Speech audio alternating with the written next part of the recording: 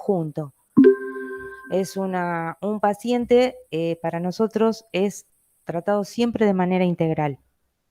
Así que bueno, ahora les quería contar un poco específicamente cuál es el rol del enfermero en esta área específica.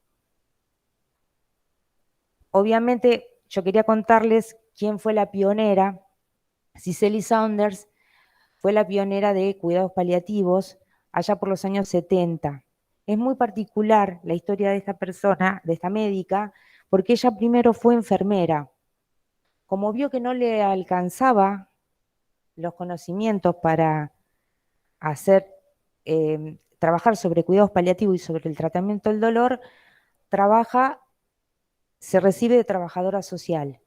Y luego, como no tenía gran impacto siendo aún enfermera y trabajadora social, estudia medicina y se recibe de médica, y con este triple título, allá por los años 70, funda filosófica y ordenadamente lo que se llama cuidados paliativos. En realidad es la que hoy, el modelo de hospice que hay hoy en todo el mundo, lo toman desde la óptica y la creación de Cicely Saunders. Por eso fue muy importante, porque fue alguien que no se quedó solamente con la imposibilidad que le brindaba el sistema de aplicar. Si esto no alcanzaba, obtuvo más, hizo un esfuerzo más, después hizo otro esfuerzo más, y finalmente en el tercer esfuerzo logró reunir. Pero lo que es importante es que ella se dio cuenta en este proceso que tiene muchas miradas, cuidados paliativos, y es un trabajo interdisciplinario. Justamente tiene que ver con que no puede ser abordado desde una sola disciplina, porque la persona es, además de un ser biopsicosocial, es una persona que tiene situaciones económicas y entornos que la modifican o la condicionan. El cáncer, todos nosotros que estamos en salud sabemos que es un verdadero problema y que son millones de personas en el mundo que lo padecen todos los días, y es realmente una gran problemática porque estas personas también van a necesitar cuidados paliativos. En las regiones de América y el Caribe, que es donde nosotros estamos ubicados, tenemos una problemática que tiene que ver con la cuestión económica. Además, no tenemos a lo mejor tantos recursos como tienen los países más desarrollados. Pero tenemos para realizar, Gabriela siempre nos dice que uno no necesita tanto dinero para hacer cuidados paliativos. Cuidados paliativos se puede realizar con cosas bastante simples, pero lo que sí es importante es la red que uno puede construir como profesional para evitar cosas como, por ejemplo, el dolor total, que es lo que le está mostrando esta diapositiva aquí, que es la definición que hace la OMS sobre la situación que vive el enfermo y su familia como una verdadera catástrofe. Porque un paciente recibe la noticia de su diagnóstico, tanto él o la familia, esta enfermedad irrumpe en su vida, paralizando y demorando absolutamente todo. Todo cambia. Todo lo que hasta ayer o hasta lo que antes de que el médico le diga el diagnóstico era, cambia. Absolutamente cambia. Sus trabajos, sus relaciones, su familia, todo se transforma. Eso crea una presión y un desbaratamiento emocional muy importante, y el paciente sufre, además del dolor de la enfermedad, un dolor psíquico y emocional muy importante, que no solamente lo conlleva a él, sino que a su grupo familiar. En esta pirámide nosotros podemos ver cómo el equipo interdisciplinario trabaja desde la base con una base sólida. Esa base sólida del equipo es la forma en que nosotros trabajamos, la dinámica que tenemos de trabajo, cómo tenemos estructurado el trabajo para poder después dar apoyo psicosocial y atender al paciente y la familia. A nosotros muchas veces nos preguntaban cómo trabajábamos. Bueno, nosotros trabajamos con una primera entrevista, que Viviana ya lo había comentado y Emilia también, donde se hace un enfoque general en todos los aspectos, o tratamos en todos los aspectos del paciente, y después nosotros nos reunimos una vez por semana a ver cada caso en particular y ver las resoluciones que se les da. Y el control de síntomas, que es la parte más aguda de este triángulo, es lo que se hace en consultorio y a través del seguimiento telefónico. El equipo de cuidados paliativos trabaja sobre la adaptación del paciente y su familia a esta nueva realidad, con los siguientes ejes: adecuado control del dolor y otros síntomas. ¿Qué quiere decir esto? Nosotros, además de las escalas de dolor que manejamos, tenemos que evaluar, hay una valoración y una evaluación constante de cada paciente para ver cómo maneja el dolor, porque el dolor es subjetivo y se agrega con otras cuestiones. Entonces nosotros evaluamos permanentemente este nivel de dolor, se hace un seguimiento del manejo del dolor de los pacientes. Comunicación efectiva. ¿Qué es para nosotros una comunicación efectiva? Es una comunicación en donde nosotros nos aseguramos de que el paciente y su familia entienda, comprenda lo que nosotros estamos explicando. A veces nosotros creemos que el otro nos entiende porque nos entiende, y a veces no nos preguntamos si lo que estamos diciendo se está entendiendo, porque a lo mejor me explico mal. A lo mejor lo que yo estoy hablando, el otro no lo comprende o yo estoy hablando mal. Entonces tengo que asegurarme que la otra persona, yo le pueda servir a la otra persona siendo clara. Y que si no soy clara, esa persona me lo pueda decir. Apoyo psicosocial, por supuesto, y trabajo en equipo. Para nosotros el trabajo en equipo es fundamental. El equipo es una retroalimentación permanente de enriquecimiento, no solamente a nivel disciplinar, porque otras áreas nos enriquecen, sino porque nos apoyamos mutuamente con una tarea que no es simple. Cuidados paliativos es muy compleja porque demanda mucho tiempo y mucho apoyo emocional hacia terceras personas. ¿Cuáles fueron los objetivos de enfermería? Enfermería, por sus competencias, es un gestor del cuidado de la salud humana. Naturalmente es un gestor. Estamos formados, estudiamos para gestionar los cuidados de la salud humana. Y en el área de paliativos tiene como objetivos identificar el problema del paciente, crear un clima de confianza con el paciente y su familia, observar, valorar, evaluar dolor y prevenir complicaciones, interaccionar con los equipos de paliativos. Esto que les estaba contando, ¿no? Pero a veces cuando yo voy al piso, yo hago un triple trabajo específico que es ir al piso cuando están internados estos pacientes en consultorio junto a Gabriela. Gabriela también va al piso y el equipo también va, pero yo voy por ahí un poco más seguido porque trabajo más horas.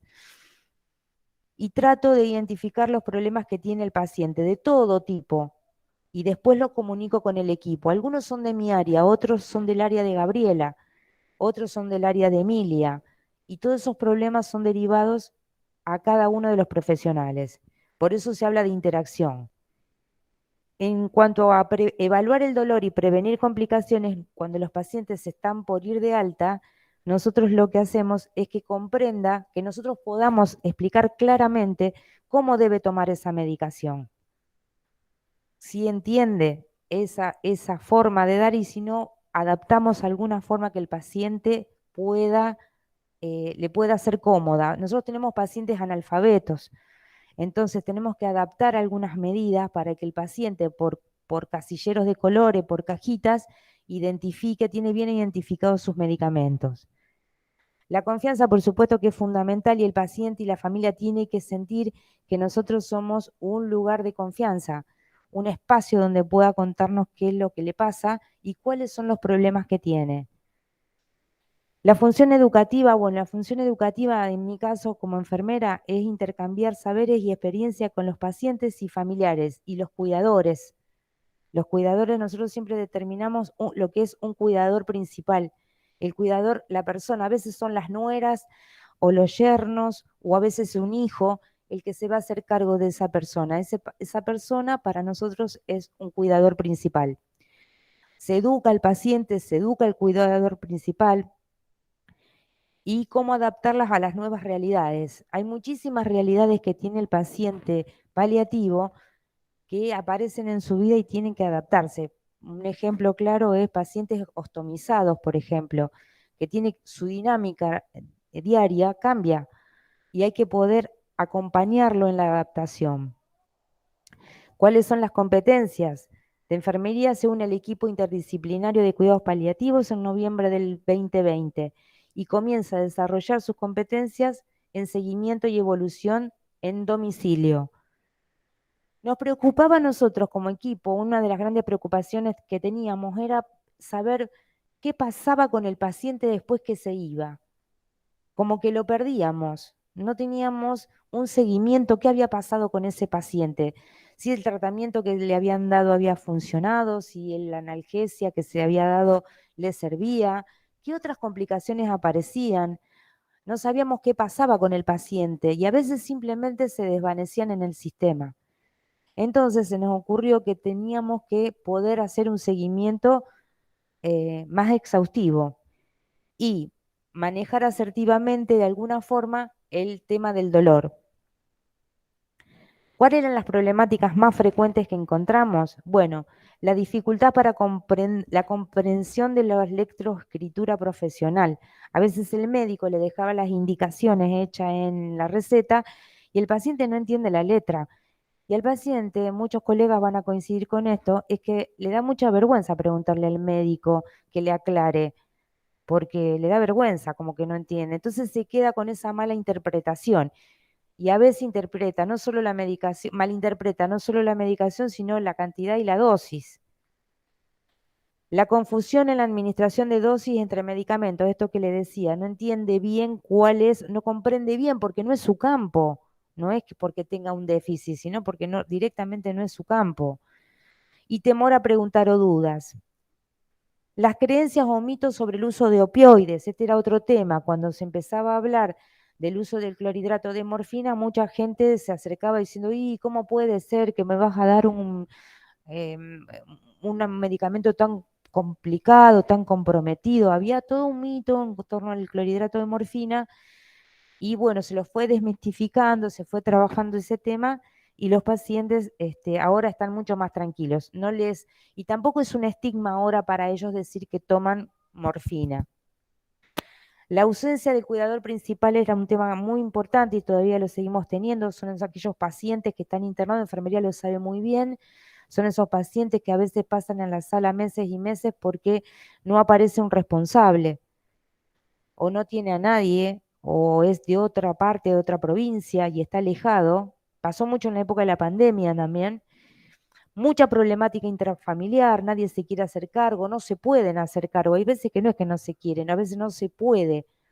Las dinámicas familiares son sumamente complejas cuando uno empieza a ver cómo están armadas. Y las situaciones problemáticas de consumo es otro tema. Porque es un paciente que a lo mejor ha tenido problemáticas de consumo y tiene problemas con el tema de la analgesia, con la adherencia a la analgesia. O la familia tiene miedo de que empiece a consumir clorhidrato de morfina teniendo antecedente de problemática de consumo. Por otro lado, la responsabilidad de enfermería desde este lugar es la formación, apoyar la formación de los colegas, a enfermeros, a estudiantes, a futuros estudiantes de enfermería, sobre la terapéutica que se utiliza, avances en el tratamiento, complejidad del paciente, paliativo, familia, trabajo en equipo y manejo del dolor. ¿Qué obtuvimos? Los logros que obtuvimos. Nosotros vamos a cumplir en el mes de noviembre nuestro primer añito de vida. ¿Y qué obtuvimos? Obtuvimos un montón de cosas.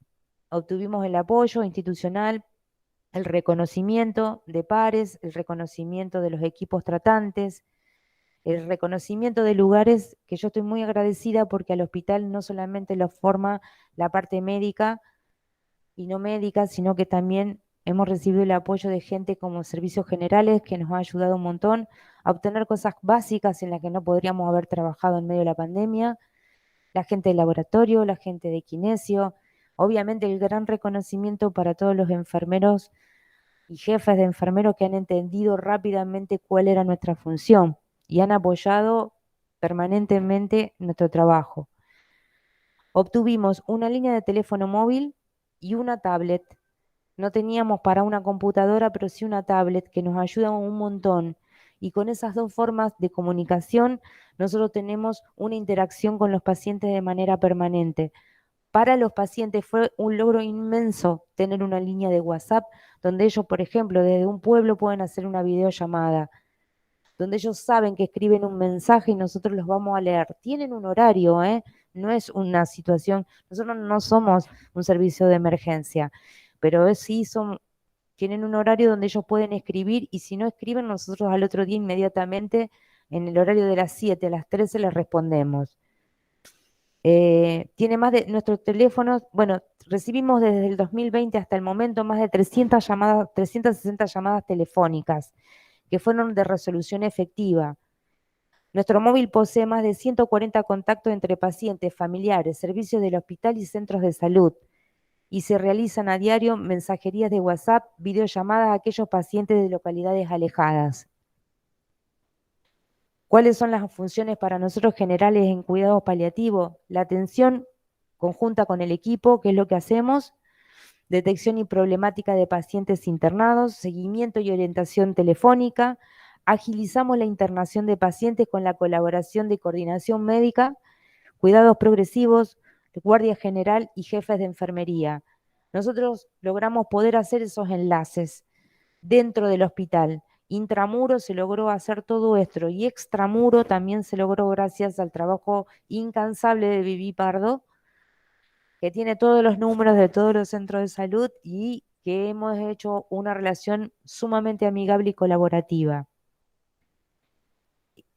Y las funciones específicas en cuidados paliativos ya dentro del entorno paliativo es planificar los cuidados teniendo en cuenta al individuo y su familia, flexibilidad, accesibilidad al tratamiento, objetivo multidisciplinar del equipo. ¿Qué quiero decir con flexibilidad, accesibilidad al tratamiento? Muchos pacientes tienen problemáticas económicas o sociodemográficas.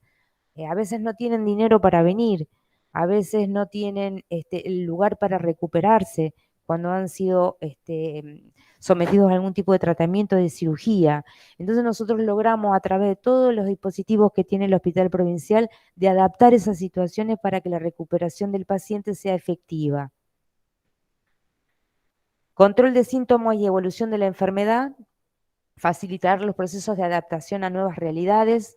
Todos los pacientes, como ya les había referido antes, tienen que adaptarse a nuevas situaciones. Pacientes que antes desarrollaban tareas habituales, hoy no pueden subir una escalera. Entonces hay que ayudarlos a adaptar a esta realidad de que van a tener que instalarse a lo mejor en la planta baja de su casa y armar un dormitorio allí. Y esto conlleva toda una dinámica, una alteración en la dinámica familiar. Apoyo emocional básico y redireccionamiento de psicología y trabajo social. Uno valora y detecta esta problemática cuando va a los pisos o cuando hay una llamada, inmediatamente toma nota como enfermero y lo redirecciona al resto del equipo. Comunicación efectiva, paciente-familia y familia-equipo y mucho respeto por valores y creencias. Nosotros estamos aprendiendo a que la cuestión espiritual es muy importante para los pacientes y tenemos no solamente la parte espiritual habitual católica, sino que muchos pacientes también tienen la parte evangélica u otras creencias. Todas las creencias son bienvenidas si al paciente le hace bien. El padre Nardi apoya muchísimo, se ha unido a esta lucha, a este proyecto, ¿no? A esta lucha, y él está presente ahora todos los jueves para todos los familiares de los pacientes que están en cuidados paliativos, pueden ir a una misa los jueves por la mañana. Eso lo ha ofrecido el padre Jorge hace unas semanas atrás. La verdad que los pacientes están muy agradecidos. Nuestro equipo interdisciplinario se conforma, perdón, me salté una, por la doctora Gabriela Capalvo, médica paliativista, con el apoyo de la doctora Teresita Guío, la directora del Hospital Provincial, y el primer desafío fue establecer el seguimiento del paciente en domicilio valorando índice de dolor y adherencia al tratamiento indicado. Se abre una agenda dentro del Diagnos West para realizar consultas telefónicas. Es la primera vez que enfermería tiene una agenda propia. O sea, se abre una agenda para que uno pueda hacer el seguimiento y el trabajo de enfermería quede registrado en el diagnóstico. No solamente el listado, sino de cómo se resolvió esa problemática. Es la primera vez que se abre una agenda para un enfermero. Es un logro inmenso para nosotros. Tuvimos el otro problema, que es debutamos en medio de la pandemia, y una de las grandes problemáticas que tenía era cómo cuidar a nuestro paciente, al tipo de paciente que teníamos en domicilio, en internación y en consultorio, protegerlo lo más que pudimos contra el COVID-19. No tengo que agradecer la labor inmensa de los jefes de sala y los enfermeros colegas que han detectado rápidamente cuando uno de nuestros pacientes estaba internado y lo han reservado y lo han cuidado muchísimo para ponerlo a salvo y lejos de los pacientes COVID. Han hecho un esfuerzo muy grande por colaborar con esto y nuestros pacientes, por lo menos desde el hospital, han contraído COVID, pero no en el hospital. ¿Sí? Eso fue una cosa que nos tenía muy angustiados a nosotros. Bueno, esto es todo lo que tengo por decirles. Un agradecimiento muy grande al hospital por darnos el lugar, a los colegas, por supuesto. Y es mucho trabajo todo el día, mucho corazón. Y uno sigue aprendiendo y aprende mucho de los pacientes y de todas las disciplinas. Así que, bueno, muchísimas gracias.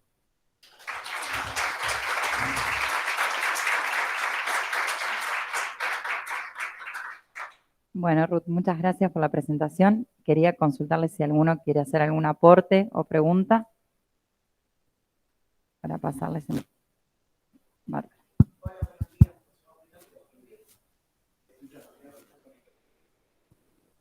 Bueno, Ruth, felicitaciones, muy buen trabajo, una buena representación para los enfermeros, muy buena tu explicación. Mi pregunta es, todo este trabajo que vos estás haciendo desde la parte de enfermería, en el caso de que llegues a faltar vos, que sos la que está preparando todo, ¿hay algún otro colega que pueda seguir apoyando esto? Está muy bueno lo de diagnóstico web que dijiste, donde queda sentado toda la información de los pacientes en el caso de que, por ejemplo, vos como encargada tenés todos los datos. ¿Tenés otro colega que acompañe a eso? Bien, bueno, no sé si se escucha allí. Bien, uno de los ítems que había puesto yo justamente ahí en la diapositiva es mi compromiso como formador. Por supuesto que yo tengo que formar. El gran desafío primitivo fue la pandemia y lograr armar el dispositivo junto con mi equipo. Pero por supuesto que sí, no solamente que exista la persona que me vaya a reemplazar por alguna eventualidad, sino porque este servicio ya está creciendo muchísimo y va a necesitar más gente. Va a necesitar más gente porque necesita expandir, o se está expandiendo y es mucho el trabajo que hay. Y bueno, el compromiso es formar a alguien, empezar a formar profesionales enfermeros que estén interesados en esta rama, ¿no? No sé si contesté tu pregunta. Si alguien tiene algún otro aporte o pregunta. Yo creo que también estas jornadas permite visualizar la necesidad y a partir de ahí que también más gente se vaya sumando. Sí, claro, la idea era visibilizar el trabajo enfermero. Yo soy una pionera en ese tema de visibilizar el trabajo de enfermería. Enfermería tiene un don que no tiene el resto del equipo de salud, que es estar los 360 días del año, 365 días del año, las 24 horas al lado del paciente. Y sabe valorar y a través de la observación y de la convivencia, no solamente con el familia, sino con el contacto con la familia, conoce muchísimas cosas del paciente, muchas que son complementarias, son datos muy importantes para los médicos. Así que creo que enfermería necesita una visibilización fuerte. No sé si Gaby querías. Bueno, después si alguien tiene otra pregunta, genial. Pero eso que decía Ruth, dentro del equipo no había antes un enfermero, digamos, yo tenía la parte de oncología, los enfermeros de oncología, yo me apoyaba mucho en ello, pero todo el seguimiento, toda la educación y demás se empezó a hacer a partir de noviembre del año pasado. Y yo creo que, a ver, estrategia de paliativos tenemos todos los médicos, ¿sí? No hay que tener una super especialización. Y lo mismo para enfermería. Yo creo que también es una construcción y formarse se puede ir formando, ¿no es cierto? Que creo que es un crecimiento. Y lo que ha hecho Ruth este año es visibilizar la importancia del enfermero dentro del equipo de salud. Y me parece eso a destacar, digamos, como un gran trabajo este año. Y son puertas que se van abriendo. Che, ¿qué pasa si hablo acá? ¿Qué pasa si hago esto? ¿Qué pasa si me empiezo a registrar?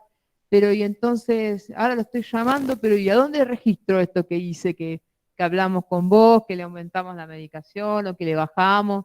Entonces empezó a registrar y entonces cada cosa era como, che, ¿y ahora cómo lo hacemos?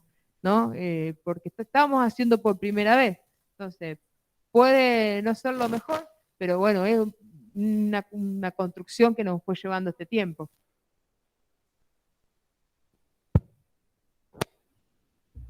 Perfecto. No sé si alguien más tiene alguna consulta. Si no, seguimos con la disertación. Bueno, muchísimas gracias, ¿eh? Gracias a vos por tu presentación.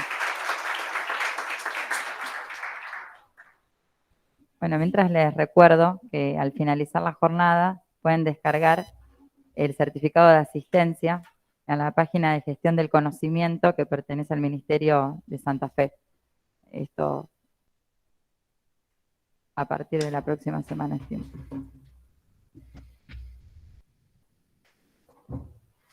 Bueno, y ahora voy a dar inicio a la presentación de Juan Manuel Ferrero, psicólogo que pertenece también al equipo de cuidados paliativos, y él va a hablar sobre duelo. Bien, antes que nada el agradecimiento a todos quienes han hecho posible esto, a la propuesta hecha por Gabriela, la bienvenida tanto por ella como por Emi, como por Rudy y por Vivi, y también al auditorio por el hecho de apuesta que tiene su presencia acá. Porque la posición de oyente y silente es lo que habilita a que yo en este momento vaya a hablar respecto de esta cuestión que es el duelo. Y es algo que también tiene que ver con esto que vamos a trabajar respecto del duelo.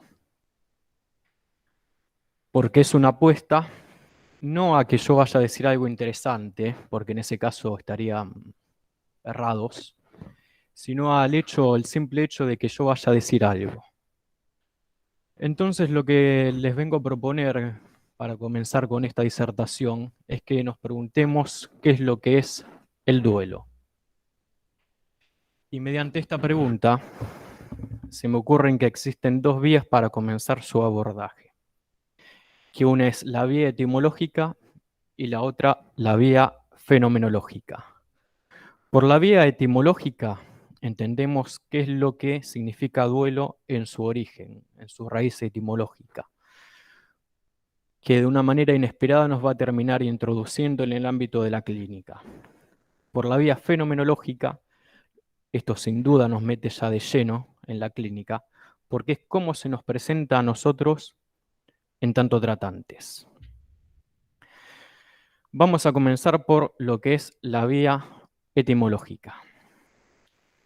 El duelo etimológicamente proviene del latín dolus, que significa dolor. Esto es una característica importante porque en nuestro idioma tenemos dos acepciones del duelo. El duelo del que vamos a tratar en este momento, que es el que proviene de dolus, y el otro duelo es aquel entendido como el combate entre dos personas, que tiene una raíz etimológica distinta y es duelus. Esta cuestión del dolor, que ya está aludida en la significación misma del duelo, es de suma importancia para la medicina del dolor, para los cuidados paliativos, aunque no se restringen al dolor, y también para el psicoanálisis, porque el psicoanálisis, que es de donde me oriento yo, tiene alguna cosa que decir respecto de este dolor. Entonces sabemos que desde la vía etimológica el duelo es algo doloroso, que implica al doliente y tiene que ver con el dolor.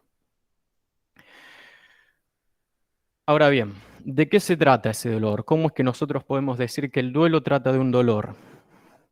Es justamente porque no reducimos el dolor al ámbito de lo físico. Y en este sentido es que Joseph Guislain, pionero de la psiquiatría belga, nos puede dar alguna clave porque él teoriza y acuña el concepto de la freналgia inicial, que él la ve en el origen de toda la frenopatía, que era como entendía a lo que actualmente entendemos como trastornos mentales o vulgarmente las locuras.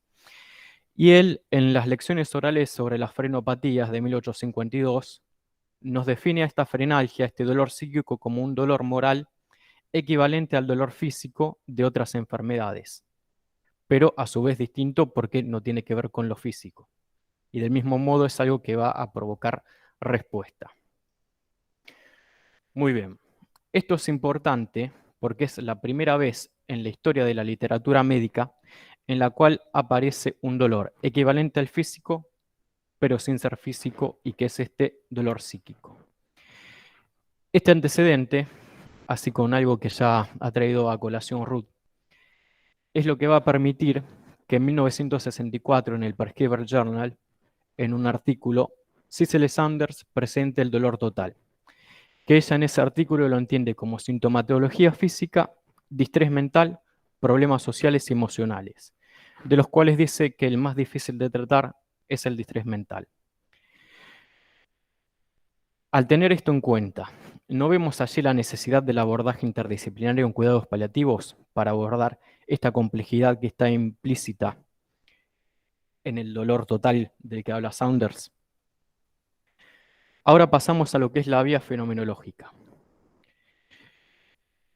El duelo puede ser comprendido a partir de una afectación del estado de ánimo.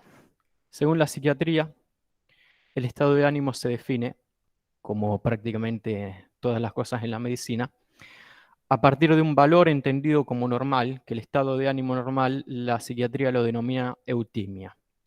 A partir de eso se encuentran los excesos y los déficits. Como exceso tenemos la euforia, que como evento paradigmático lo tiene el episodio maníaco, y como un defecto a la distimia, que ahí es lo que encontramos el episodio depresivo. Entre todo esto, ¿a qué tipo de afectación del estado de ánimo, hablándolo desde la psiquiatría, correspondería fenomenológicamente el duelo?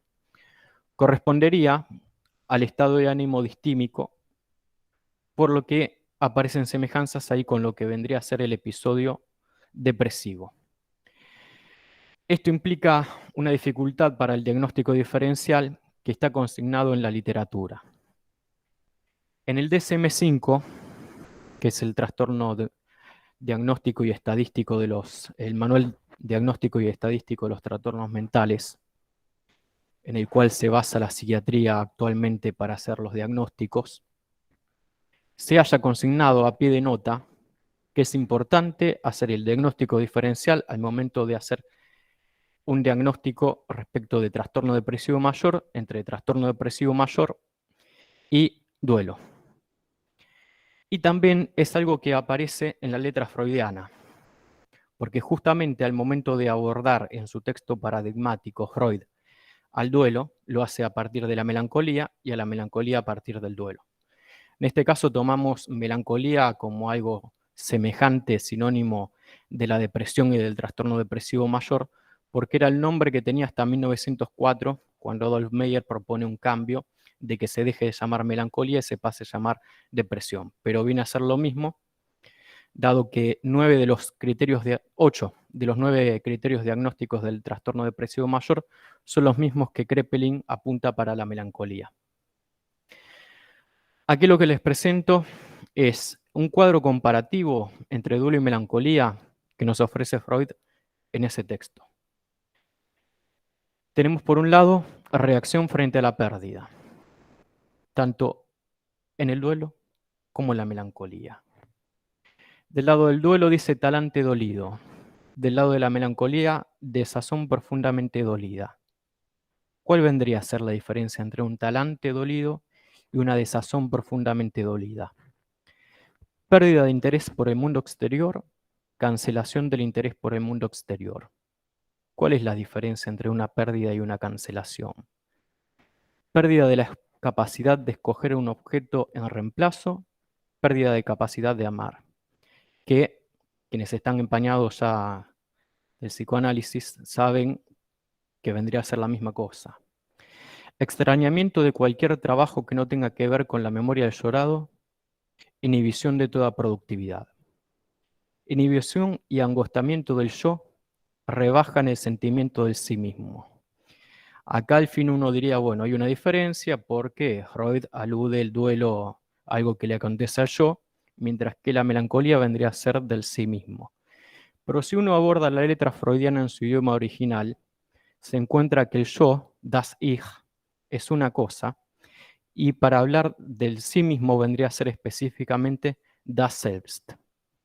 Pero Freud utiliza indistintamente das Ich y das Selbst para hablar del sí mismo. Entonces, ¿cuál vendría a ser la diferencia entre lo uno y lo otro? Vemos ahí los atolladeros que tiene Freud en este abordaje. De todas maneras, nos brinda alguna clave como para poder discriminar cuándo se trata de la melancolía y cuándo del duelo. Pero eso ya lo vamos a ver más adelante. Antes que nada, después de esto que les debe haber sido medio engorroso, vamos a graficarlo con un ejemplo. Una historia un poco hilarante, ficcionada, de chico conoce a chica. Chico santafesino conoce chica puntana, que se entera que acaba de cortar con su novio y entonces dice, es mi oportunidad para cortejarla.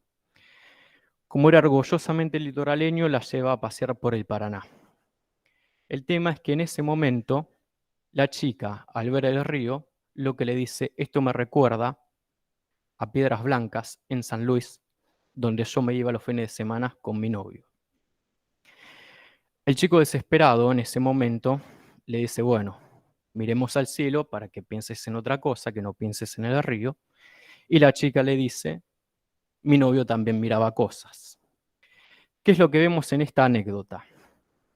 Vemos todos los caracteres típicos del duelo, porque la chica estaba triste por esa ruptura, el talante dolido, pérdida de interés por el mundo exterior, no le importaba contemplar la belleza del litoral, no le importaba que estuviera en Santa Fe y no en San Luis, pérdida de la capacidad de escoger un nuevo objeto en reemplazo, porque no podía prestarle atención a ese chico que la estaba cortejando, y extrañamiento de cualquier trabajo que no tenga que ver con la memoria del llorado, porque hasta mirar el cielo le recordaba al ex. Ahora bien,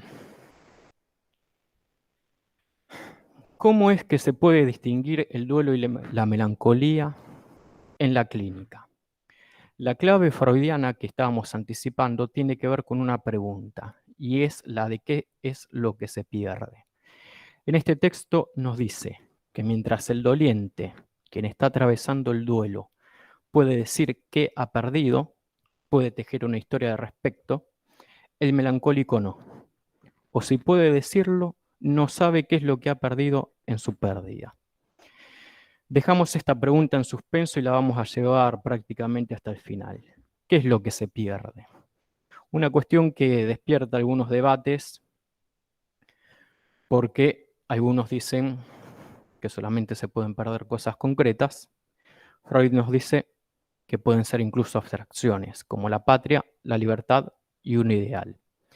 Por momentos nos habla de la memoria del muerto, lo cual nos introduciría en un fallecimiento, pero también dice memoria del llorado, lo cual lo mete en un terreno mucho más amplio, porque se pueden llorar muchas cosas. Una pregunta también a hacernos, ¿estas abstracciones, estos ideales, no puede ser un estado de salud supuesto? Ahí vemos la importancia que tiene la atención en el momento del diagnóstico y que desde psicología, así como diría Stolkiner, se acompañe todo el proceso de salud, atención y enfermedad.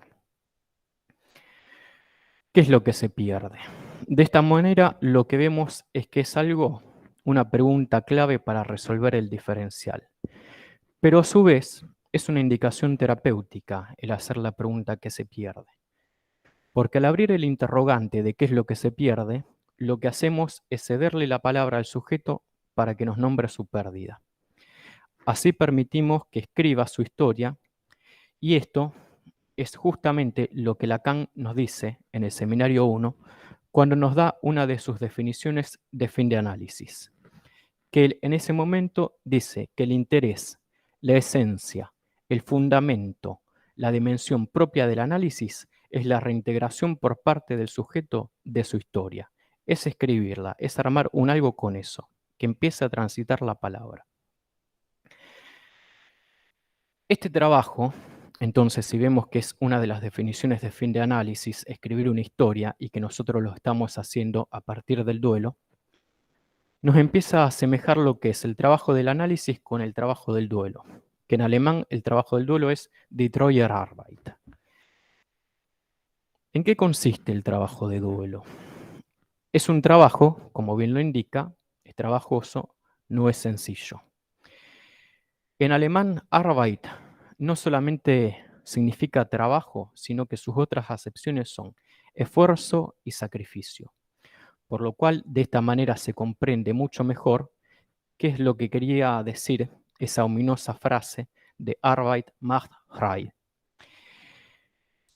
Este matiz del esfuerzo y lo sacrificial que tiene la acepción, la versión alemana de Arbeit, se pierde en castellano porque el trabajo, en su denominación pura, no nos diría nada respecto a esto, pero en su etimología sí, porque trabajo deriva de tripaliare, que era justamente un elemento de tortura. Este trabajo de duelo, así como decíamos esto de escribir la historia, es un proceso que culmina en la apreciación, en la apropiación de rasgos de lo perdido, escribir la pérdida, hacer una historia. ¿Qué formas lo pueden ilustrar? Por ejemplo, quien conserva y utiliza el reloj de su padre, de su abuelo, y ahora algo de mi cosecha propia, que oportunamente cuando yo era adolescente, salía con una chica que me decía que siempre tenía que llevar un peine conmigo. Una vez que finaliza esa relación, yo conservo esa tradición de llevar un peine conmigo porque era un rasgo de esa chica y lo escribí ahí llevándolo conmigo. Al día de hoy, ciertamente sería algo no solamente inútil, sino también ridículo, pero ustedes noten el movimiento que hubo en todo esto, porque a pesar de que ya no llevo un peine conmigo, la conservo como anécdota. La escribí en mi historia. Así que esto es justamente de lo que estamos hablando en el trabajo de duelo, en el escribir una historia, en el apropiarse de un rasgo. La pregunta que nos vamos a hacer entonces, tomando este ejemplo de la cosecha propia, es ¿hasta qué punto se pierde lo que se pierde? Si uno conserva eso que ha perdido en el recuerdo y de esta manera también el lazo con él. ¿Hasta qué punto se pierde lo que se pierde? Lamento decirles que a este respecto, entonces, mi visión respecto del duelo es que si uno piensa que hay una culminación, que es el abandono de ese objeto, estamos perdidos nosotros, porque el objeto no se pierde. Dijimos que no se trata solamente de la vida, lo que se pierde, se pueden perder muchas cosas, se puede perder una pareja, un amor, la salud, un proyecto de vida. Y solo podemos saber qué es lo que se pierde si nos disponemos a escuchar. Por eso quiero que sostengamos esta pregunta y nos la hacemos también en nuestra práctica clínica, ¿qué es lo que se pierde? Una vez hecha esta pregunta, pasar a una posición silente para así dar lugar en esa apuesta a que empiece a circular la palabra. Un caso que a mí me resulta paradigmático de este proceder fue de un paciente que llega, al cual siempre retornamos, paciente que llega con diagnóstico de cáncer terminal y estaba, como entenderíamos en el psicoanálisis, en una posición de objeto. Objeto en contraposición a lo que es el sujeto, porque el sujeto es el que habla. Este paciente no hablaba, sino que era hablado por otros, era hablado por su acompañante, quien comentaba cómo era que estaba. La intervención oportuna fue la de brindarle un espacio de escucha, hacerle la pregunta como para que empiece a hablar. Y lo que comenta, eventualmente, es que siempre respondía a las preguntas que se le hacían y no decía otra cosa más. Y todas esas preguntas estaban relacionadas justamente con la enfermedad. Entonces dice que con qué podía seguir hablando. Y ante la sencilla pregunta y ninguna otra indicación más que hable, lo que empezó a hacer es nombrar sus pérdidas. Empezó a nombrar todas las actividades que estaba haciendo y que a causa de su enfermedad ya no podía hacer más. Puntualmente lo habían dejado en una situación de cierta invalidez. No se podía valer por sí mismo, no se podía desplazar por sí mismo, por eso era traído también uno de los formatos de la posesión de objeto, y antes desarrollaba y se dedicaba a la enseñanza de la actividad física. Y ahora, en contraste, ya no lo podía hacer más. También que recientemente había terminado estudios de grado universitario y decía, tengo un montón de cosas que ya no puedo hacer más. Todos mis planes ya no los puedo realizar.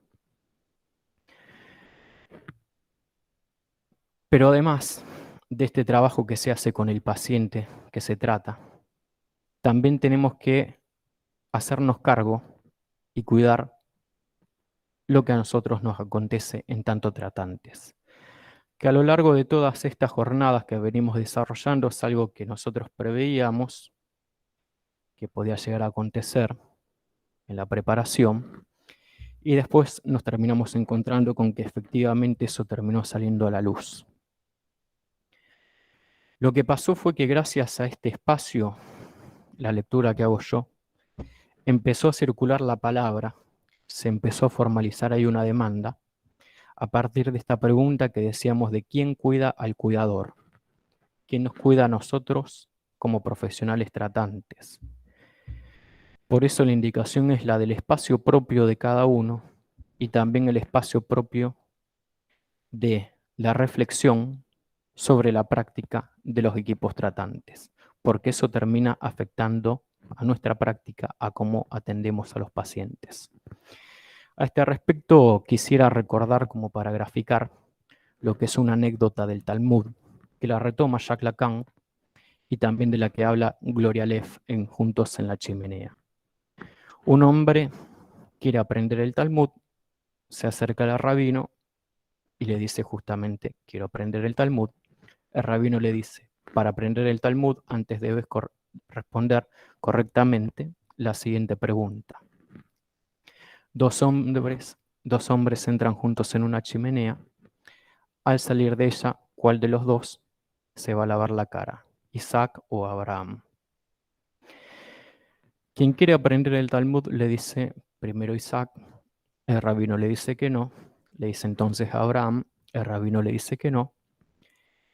Y entonces termina desorientado, porque ya dio las dos opciones que se le ocurrían.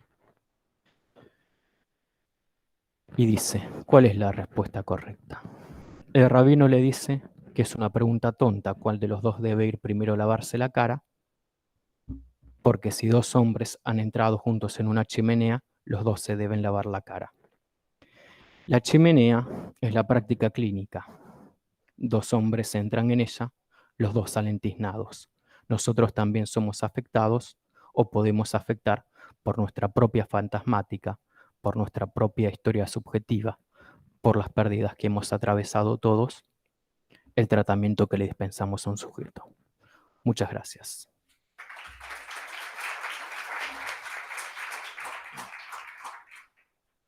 Bueno, muchas gracias, Juan Manuel, por la exposición. No sé si alguien tiene alguna pregunta o quiere dejar un aporte.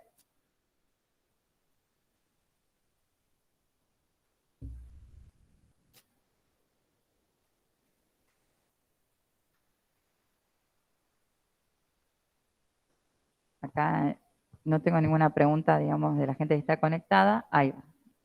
Bueno, hola, buenos días.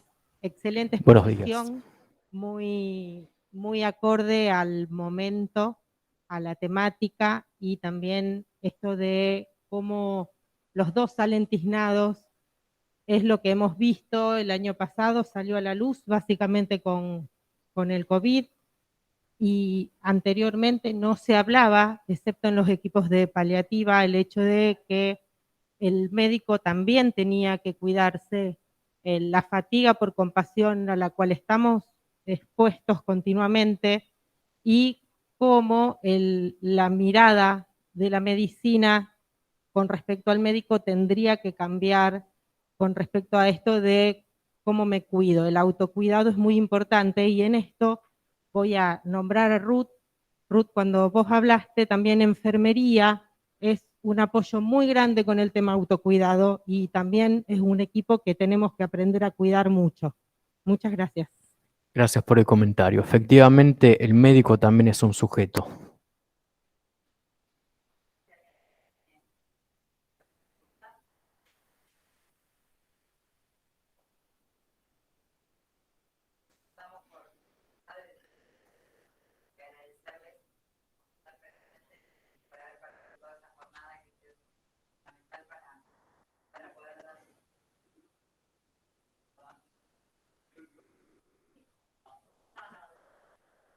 No, no sé, ¿ahí se escucha? Ahí está. Bueno, entonces eso, despedir a la gente que está conectada y agradecer a todas las personas que han participado de forma presencial y virtual. Y bueno, creo que era importante, más allá de que estábamos en el marco del mes de los cuidados paliativos, para visualizar este problema y empezar a trabajar de acá en adelante en todo, en construir este espacio y seguir avanzando en todo lo que falta. Muchísimas gracias a todo el equipo.